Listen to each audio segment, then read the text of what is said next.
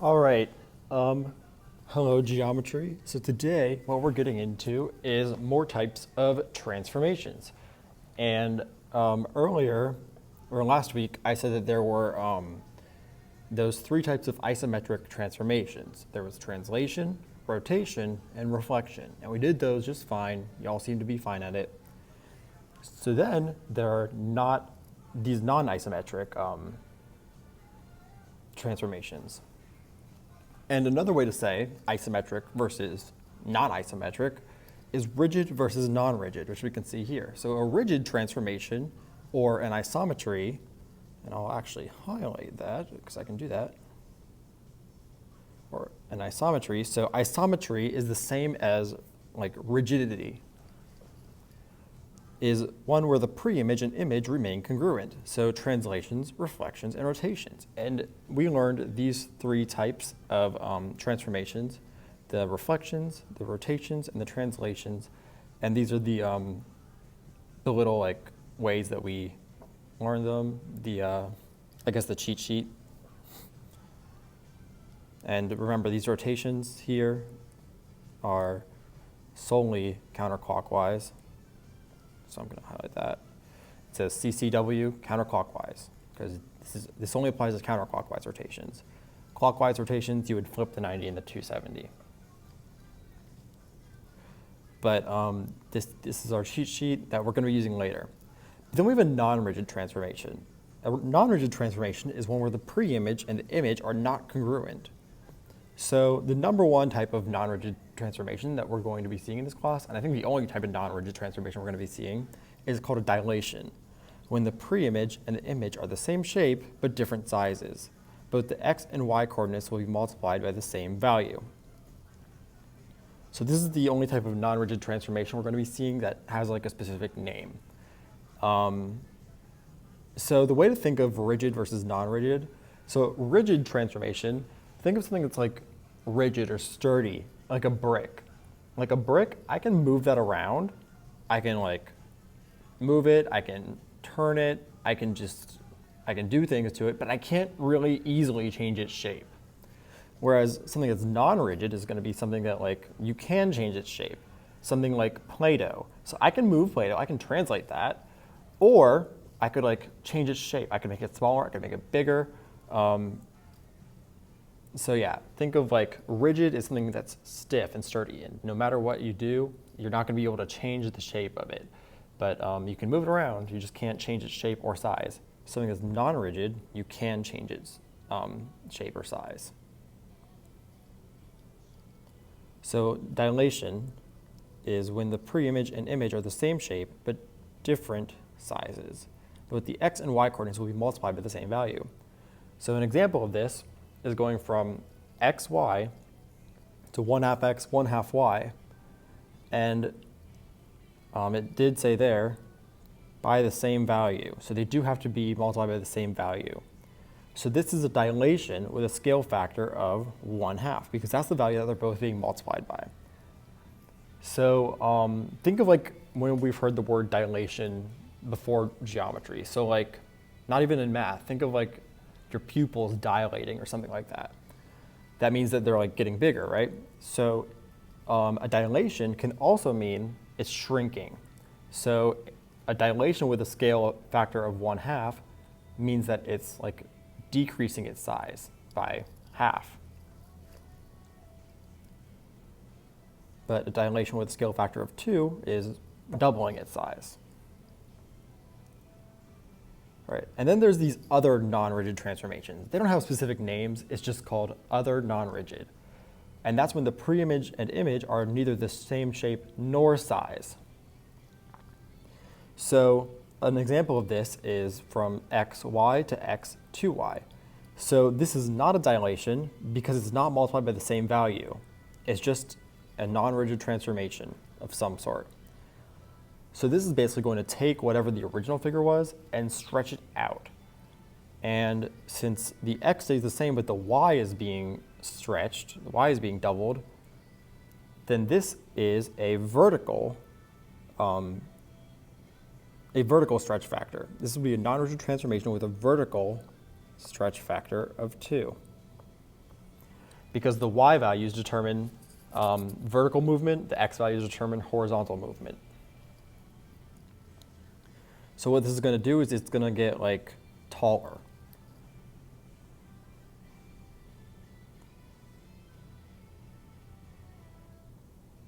And then the other non-rigid transformation would be xy to 1/4 xy. So this would be a non-rigid transformation with a horizontal stretch factor of 1/4. And sometimes we might see like a combination of the two. We might see xy to 1/4 x 2y, which would mean that at the same time that it is shrinking horizontally by a factor of 1/4, it is also stretching vertically. So it's getting taller and skinnier. If it was a like 4xy instead of 1/4 xy, it would be getting wider instead of skinnier.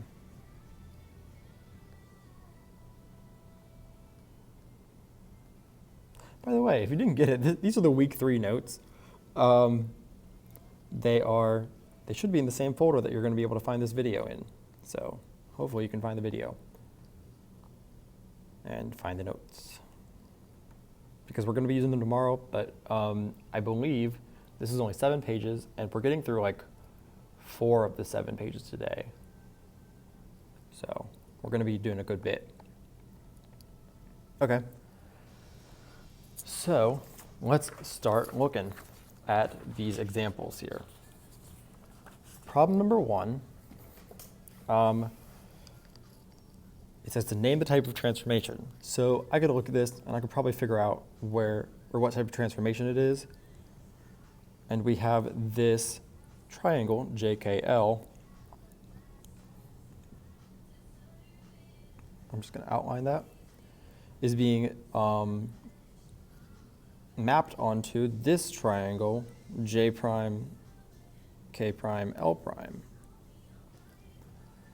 And looking at it, you can probably work out which type of transformation this is, and it's not a rotation, although I guess in a way it could be, but it's not a rotation about the origin. And we're not looking at rotations about the origin in this class. So, or rotations that aren't about the origin in this class. Okay, so this is, well actually, even if I didn't know what this was, I can figure it out because they give me the points. I would look at J, but J has a 0 in it, and if I make 0 like -0, it's still going to stay 0. So maybe J isn't the best point to look at. I'm going to look at K.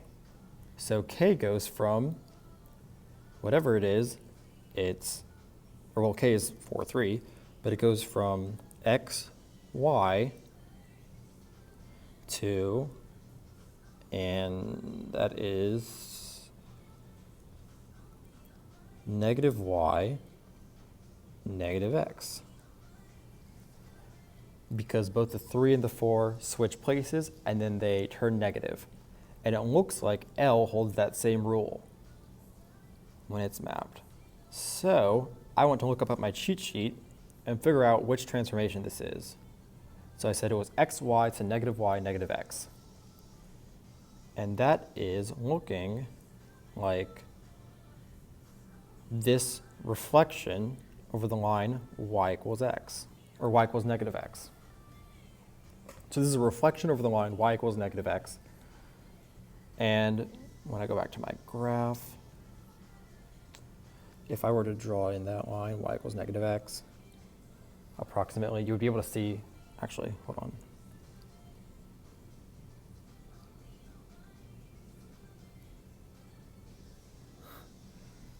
So yeah, that's about Y equals -X, and you can see it's about a reflection over that line. Okay, cool. So that was a reflection over the line Y equals -X. But the way we'll say this is that lowercase r And then in the subscript, we have to say what the line of symmetry was, or the line of reflection, which was y equals negative x. And the shape we were reflecting is a triangle, and it was triangle JKL.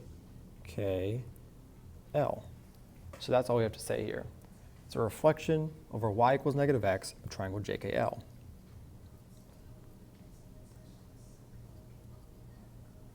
Okay, there we go. That's part A. Then part B, we have to prove whether the transformation is rigid or non-rigid using the distance formula. And this part, I know the distance formula was a bit tricky for some of us, but it's still something we can do. So first thing I would do is write out the distance formula. So the distance formula was the square root of x2 minus x1 squared plus y2 minus y1 squared.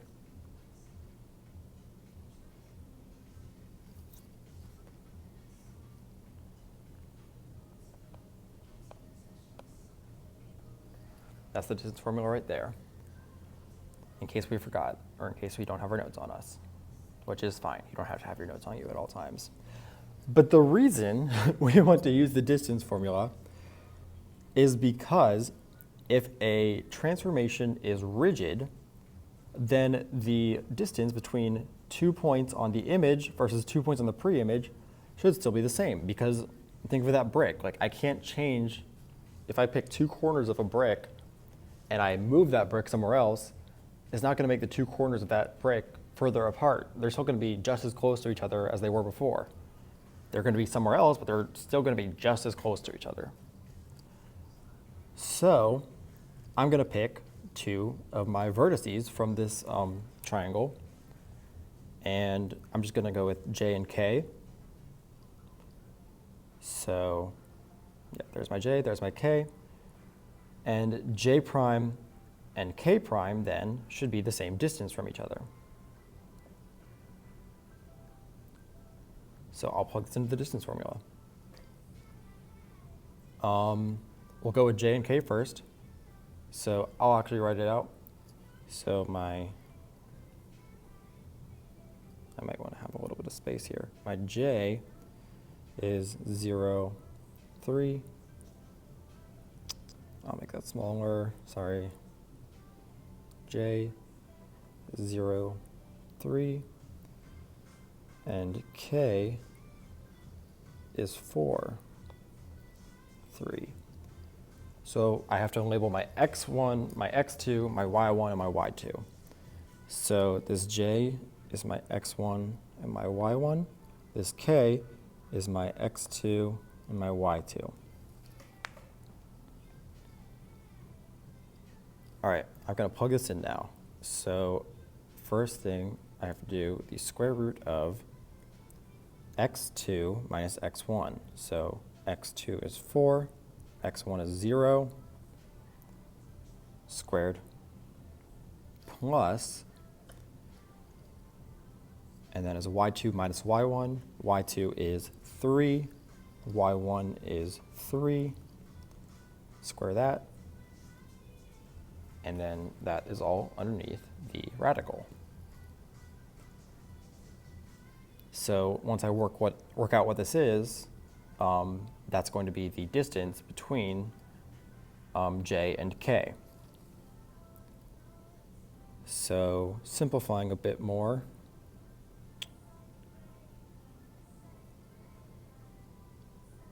I'm going to have 4 minus 0, which is 4, plus, and then 3 minus 3 is 0, squared. All right, so 4 squared is 16, 0 squared is 0,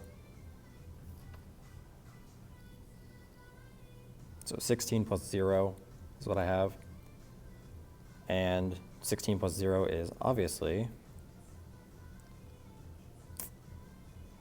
16. And the square root of 16 is, and I'll even do it in a different color, 4. Even though the square root of 16 could be positive or negative 4, it's just 4, because remember, this is a distance, and we can't have a negative distance. No matter like how far apart two things are, no matter what direction they are, it's always a positive distance. So J and K were 4 apart. So now, to make sure that this was rigid, I have to test J prime and K prime. And if my result is 4, then I know it was rigid. If my result is something other than 4, I know it was non-rigid. So J prime, I think I'll do it in a different color entirely. I'll do it in this turquoise. So J prime was -3, 0. K prime was -3, -4. So I'm labeling my x1 and my y1 and my x2 and my y2. So that's my x1, that's my y1, that's my x2, my y2. All right, excellent. So now what I'm going to do is plug this in. So I've got my square root, and then I have x2 minus x1. So x2 is -3 minus, and x1 is also -3. So minus -3 squared plus, and then I have y2 minus y1, so -4 minus, and y1 is 0 squared, and put the radical over top. Okay, so I have the square root of -3 minus 3, or minus -3 squared, plus -4 minus 0 squared. -3 minus -3 is the same as -3 plus 3, which is 0. So this is 0 squared. Plus, and then -4 plus, or -4 minus 0 is just -4. So plus -4 squared.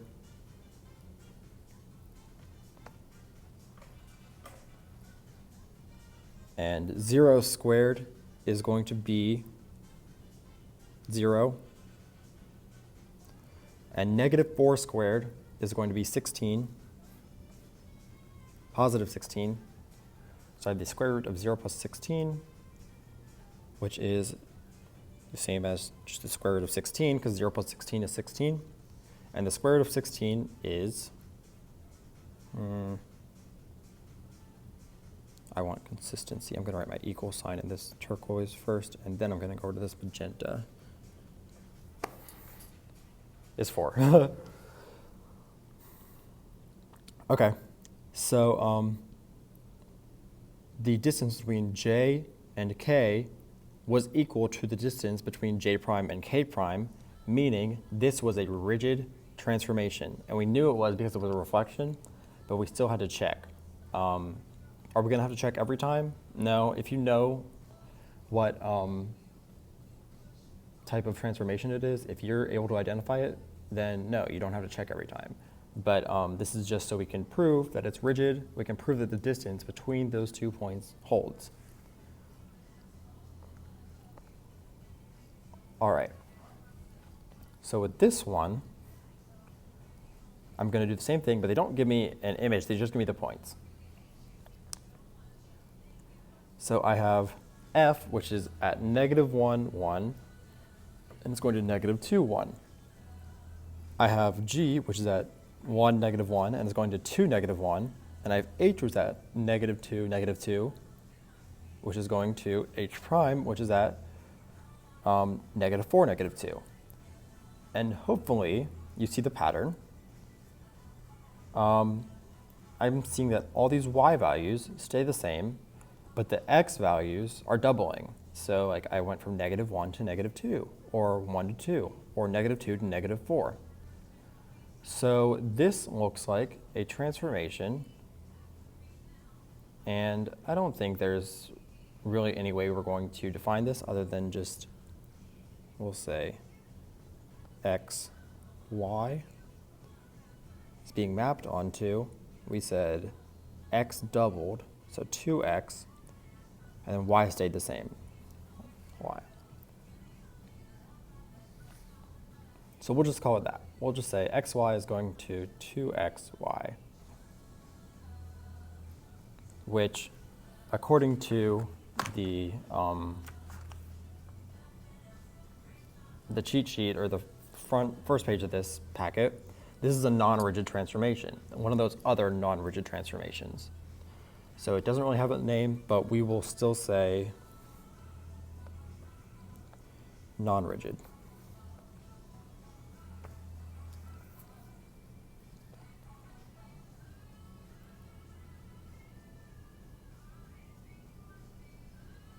And we're going to prove this is non-rigid. So hopefully when we do it, when we do what we did on the last one, the two distances should not be the same. So I'll just go with f and g.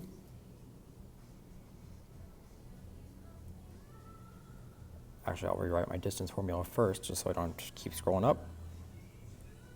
So it is x2 minus x1 squared plus y2 minus y1 squared. There we go.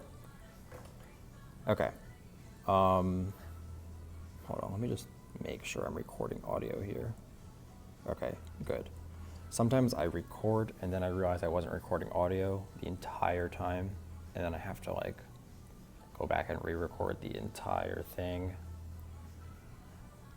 Okay. So I need to prove that it is non-rigid, so I'm going to use the points F and G. I'll go in a different color than this pink. No, I won't. No, I won't. So F is -1, 1.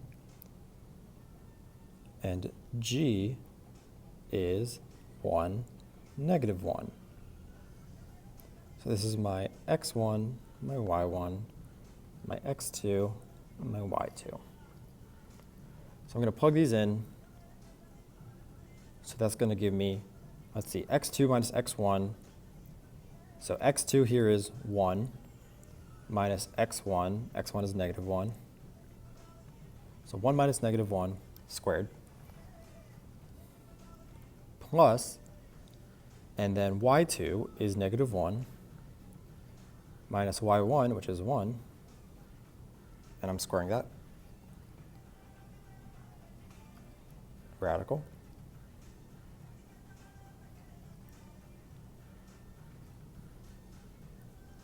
All right, simplifying a little bit, I have 1 minus -1 is 2, because you subtract a negative means you're adding. So this is going to be 2 squared plus, and then -1 minus 1 is -2 squared.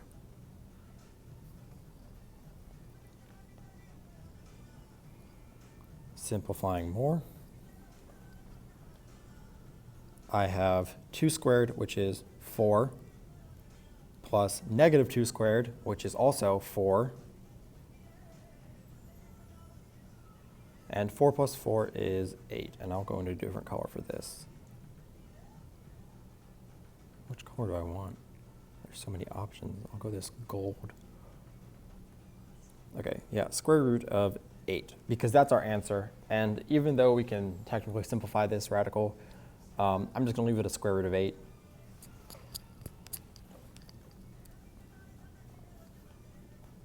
Okay, so the answer to the distance between F and G is the square root of 8. And I could solve for what the square root of 8 is. I have my calculator right next to me. I'm going to check real quick. So the square root of 8 is about 2.83, but you know, I'm just gonna leave it square root of 8 because that's the simplest form pretty much. It's the easiest form to leave it in. Okay, and then I want to check G or F prime and G prime.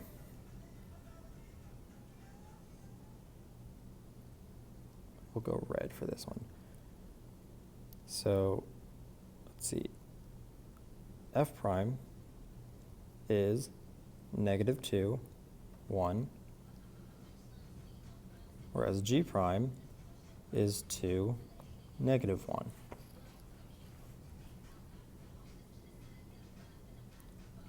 I'm going to plug this into the distance formula. So I have my, I need to label my x1, my x2, my y1, and my y2. So this is my x1, my y1, my x2, and my y2. So I always just like to write the x1, the y1, the x2, and the y2 above the points, because if there's 4 numbers I'm working with, it sometimes gets a little bit jumbled trying to remember which one's which. So you don't have to, but it's very helpful to remember, like, hey, I'm working with the x1 right now, so I need to work with this -2 because x1 is -2, or something like that. Okay, so I have x2 minus x1, which is going to be 2 minus -2 squared, plus, and then it was y2 minus y1. y2 is -1, y1 is 1 squared,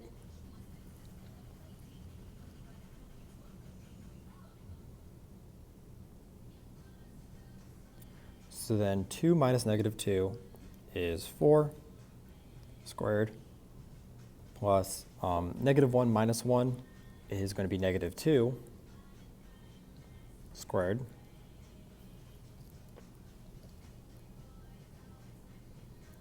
let's see, 4 squared is 16, -2 squared is 4, so this one is the square root of 20, because 16 plus 4 is 20. And again, I could technically simplify this radical, but I'm just going to leave it as the square root of 20, because even without simplifying, I did it in a different color. Oh well. Even without simplifying, I can see that the square root of 8 is not equal to the square root of 20. So this means that this was not rigid, because the distance between 2 points was not the same as the distance between those 2 points after they were mapped. So the square root of 8 is not equal to the square root of 20, so it's non-rigid.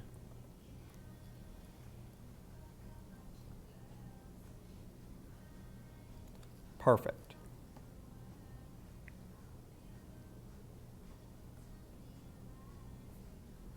And up here, we had 4 and 4, so they were rigid.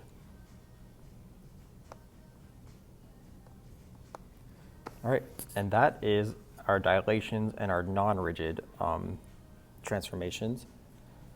I know that there wasn't really an example of a dilation here, but I believe we will be seeing them a bit more tomorrow and Monday. So yeah.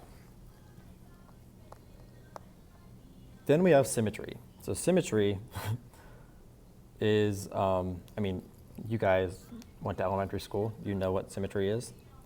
But symmetry is being able to be reflected in something if you looks the same on both sides pretty much. So I have line or reflection symmetry, which is what we often think of as symmetry. So that's when a line can be drawn through a figure, creating two halves, each of which is going to be a mirror image of the other. So there may be one, more than one, or none. So this letter F here, that has no lines of symmetry because there's no way I can draw a line through that F and it will look the same on both sides. This E has one line of symmetry because there's one way I can draw a line and it would be like that. And then it looks the exact same on both sides of that E.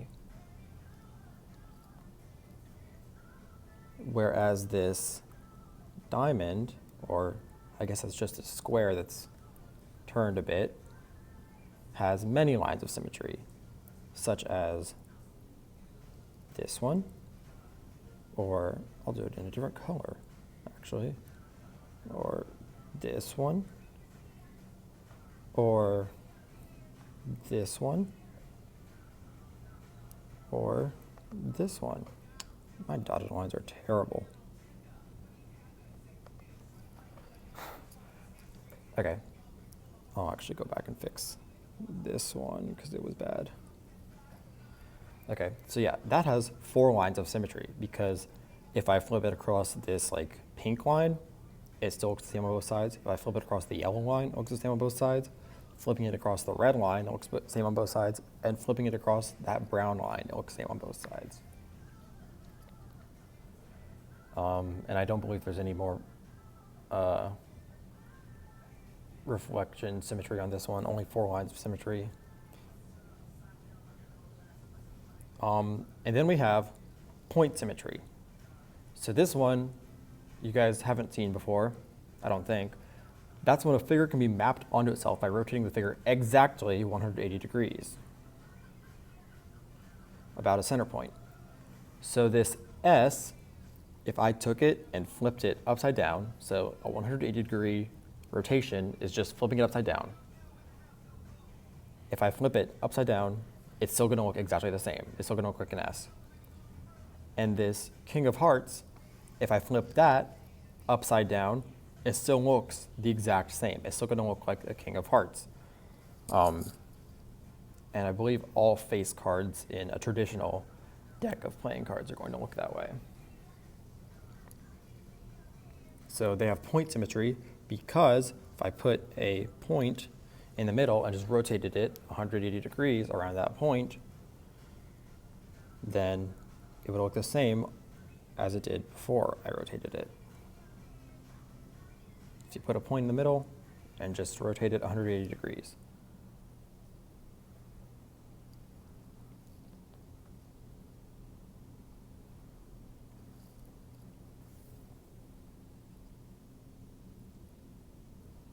And then the last type of symmetry we're going to see is rotational symmetry.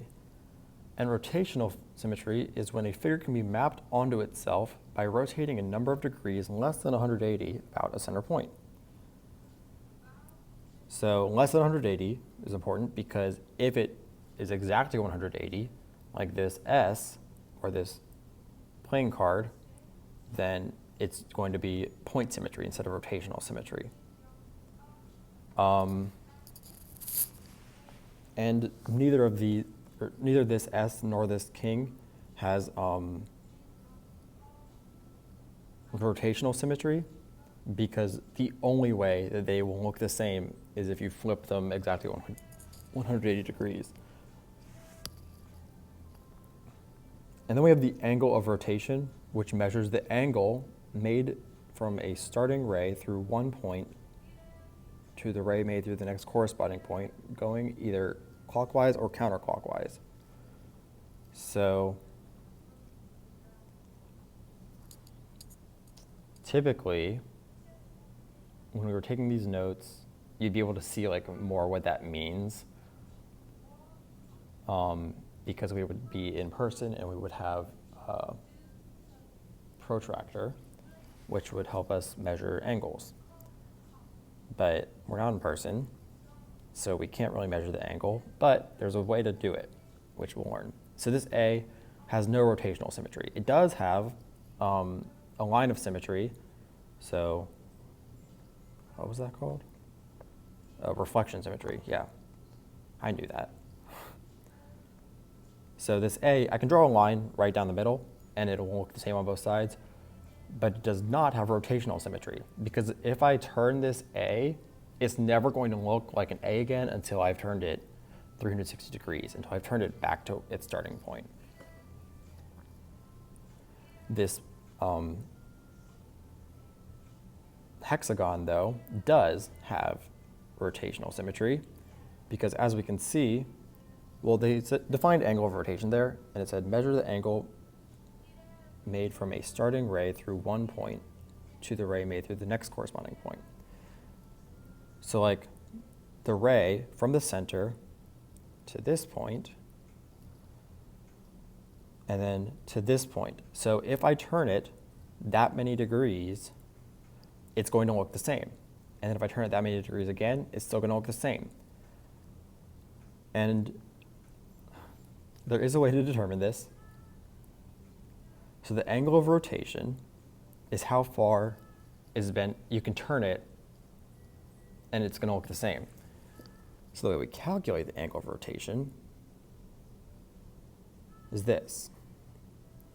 So to turn something all the way around, so it's back to where it started, is 360 degrees. So it's going to be 360 divided by the number of times it's going to look like itself again when you turn it. So with this hexagon, let's say I start here, and I can turn it to there, and it's going to look like another hexagon. It's going to look like the same hexagon. I can turn it to there, and it's going to look like the same hexagon. I can turn it to there, and it's going to look like the same hexagon. I can turn it to there, it's going to look like the same hexagon. I can turn it to there, it's going to look like the same hexagon. And then we come back around. So I'm counting 1, 2, 3, 4, 5, 6 different turns that this hexagon can go through, and it'll be the same hexagon again. So that 6 is going to be what we're dividing the 360 by. So basically, the easy way to think of it is just count the vertices. So this hexagon has 1, 2, 3, 4, 5, 6 vertices.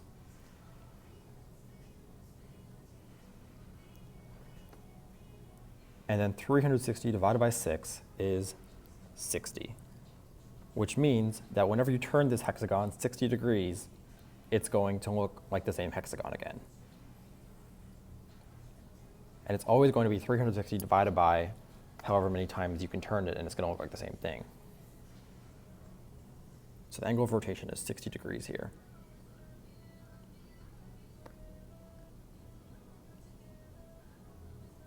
Okay, not too bad. And then we have this page, which is the last page we're going to do today, and this page is pretty simple.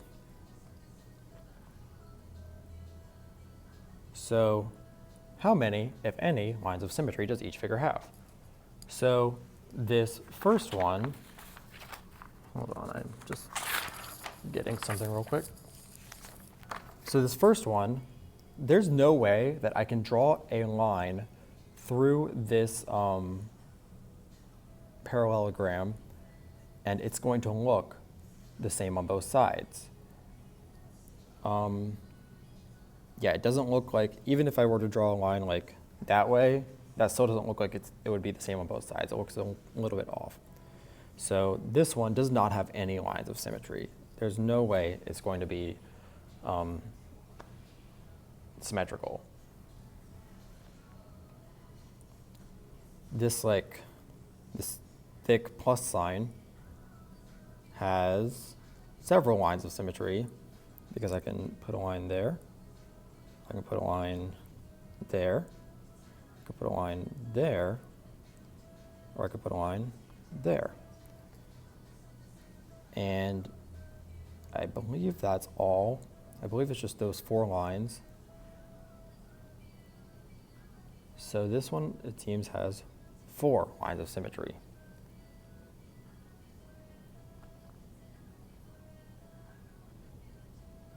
And then I have this heart.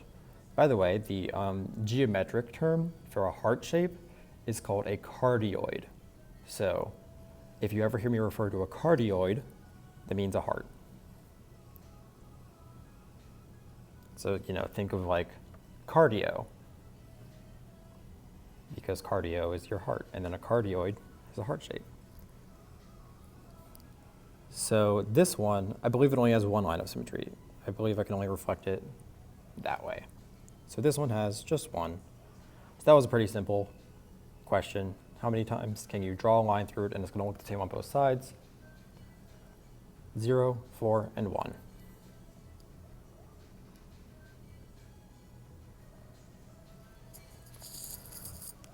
Okay, so here they're asking, do any of these have rotational symmetry? If so, give the degrees. So rotational symmetry was the one we just did at the end there with this hexagon. So this figure that looks like just a bunch of arrows pointing in every direction. Well, if I turn it this much, it looks like it's going to be the same figure.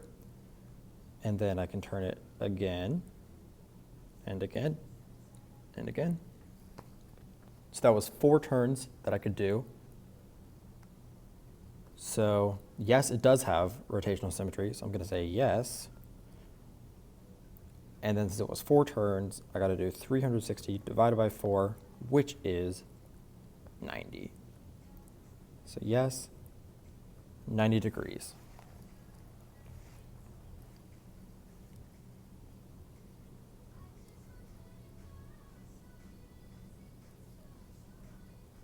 So if I turn this 90 degrees, it's going to look like the same figure again.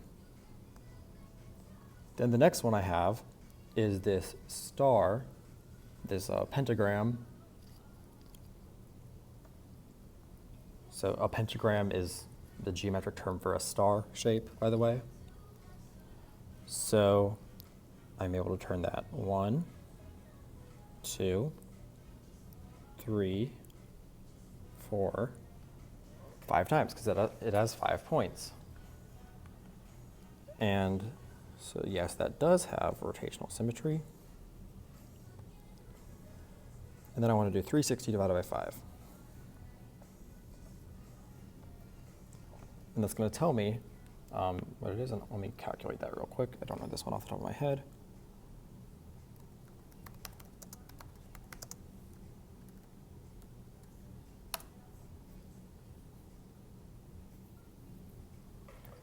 So sorry, that took a second, but it was 72. Meaning that if I turn this 72 degrees, it's going to look like the same star. It's going to look like the same shape.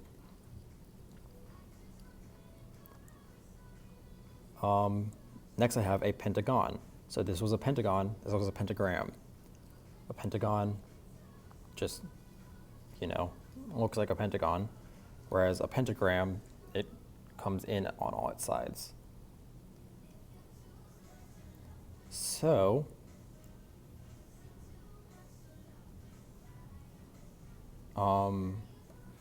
this one, just like that star, has 1, 2, 3, 4, 5 points, which if I rotate it, it's going to look like the same pentagon again. So just like with the star, yes, it has rotational symmetry, and once again, it is 72 degrees. If I turn that pentagon 72 degrees, it's going to look like the same pentagon. This next one should look pretty familiar, because this is a hexagon, 6 sides, 6 vertices. We already did a hexagon, right up here. So yes, it has rotational symmetry, and we said it was 60 degrees. Yes, 60 degrees.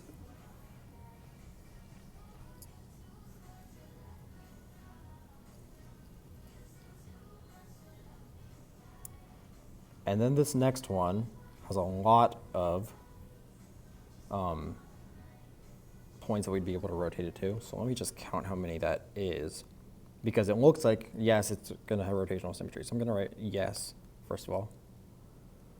But then let's see, 1, 2, 3, 4, 5, 6, 7, 8, 9, 10, 11, 12, 13, 14, 15, 16. So 16 points that if I rotate it around, it's going to look like the same shape again. Meaning I have to do 360 divided by 16. When I do, I get 22.5. So 22.5 degrees. If I rotate this 22.5 degrees, it's going to look like the same shape again. And then I can rotate it 22.5 degrees from there, and it'll look like the same shape again. So any multiple of 22.5, if I multiply it by like 7 times 22.5, it'll come to, well, basically this first point will come to where this 7th point is now.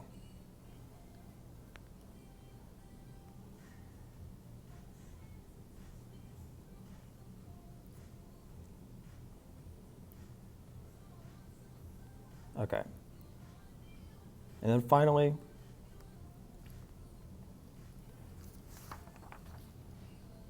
we have this one. So do any of the following have point symmetry, yes or no? Well, if I rotate this, this shape with the arrows, I guess, there's no real way to name this that I know of. If I rotate this 180 degrees, because point symmetry, it has to be 180 degrees, it's going to look like the same one again. It's going to look like the same shape. So yes, this one has point symmetry. Basically, if you flip it upside down, it's going to look the same shape. This pentagram, if I put a point in the middle and I rotate it 180 degrees around that point, no, it's going to look like an upside down pentagram. It's going to look like an upside down star. So this one does not have point symmetry.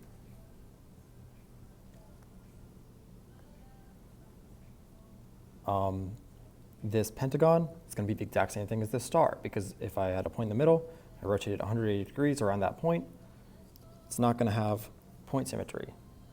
It's going to look like an upside down pentagon. This hexagon, however, if I were to rotate this, or if I were to flip this perfectly upside down, it would look like a pentagon still, or hexagon still. It would still look like the same hexagon. So yes, this one has point symmetry. And this, we'll call it a starburst, because it looks like that's like what people call that shape generally. So this starburst has, if I were to flip this upside down, it looks like the points would come back around onto themselves, and it would look like the same shape again. So the answer is yes. And the easy way to tell if something is going to have point symmetry or not, you just count how many times you would be able to rotate it. So how many, like when we were counting like the 5 on the pentagram or the pentagon, or the 4 on this first shape with the arrows, or the 16 on this starburst. If you get an odd number, it's not going to have point symmetry. If you get an even number, it is going to have point symmetry. So we got, like, this one was 16, this one was 6, this one was 4, which was why those 3 had point symmetry. But then these 2 were 5, so they would not have point symmetry. So just count how many times you can rotate it, and then if that's an even number, yes, it has point symmetry. If it's an odd number, no, it does not have point symmetry. Which is, like, if we see more of these starbursts with like even more points, like let's say there's like 39 points on it, all you have to do is count those 39 points and say, oh, that's 39. So no, it does not have point symmetry because that's an odd number. Okay, and that is all of our notes for today. And I know that today's notes are kind of long.